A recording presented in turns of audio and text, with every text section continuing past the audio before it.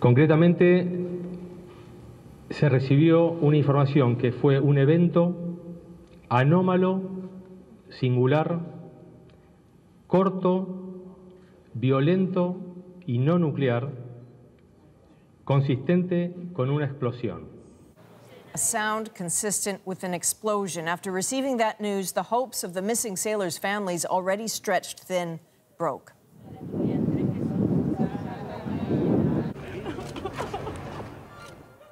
The San Juan was heading for a naval base south of Buenos Aires when it disappeared. Its last radio contact was here last Wednesday. Hours later, it was here.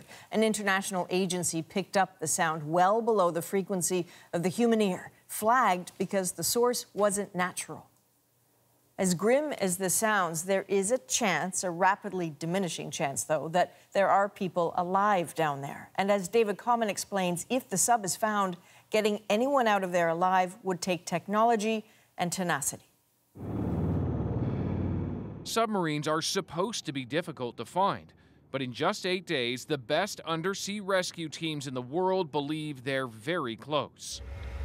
If and when they do find them, they'll likely send this, the U.S. Navy's pressurized rescue module. It descends down to 600 meters, clamps onto the hatch, and brings up 16 sailors at a time. The question, of course, is whether anyone is still alive. We have no more saints to pray to, says the wife of one sailor. I had a bad feeling, and today it was confirmed. Rescuers now have an approximate location, but only because sensors like these, placed underwater by an international agency to track nuclear events, detected that loud, violent, unnatural sound shortly after the sub's last communication a week ago. It's not an explosion, says the Argentinian Navy, not where we'd expect pieces to float up. Still, the ships are searching for residue on the surface. The San Juan has 44 people on board. Best case scenario, they've got 2 days of oxygen left. The revelation of that loud sound may signal something catastrophic.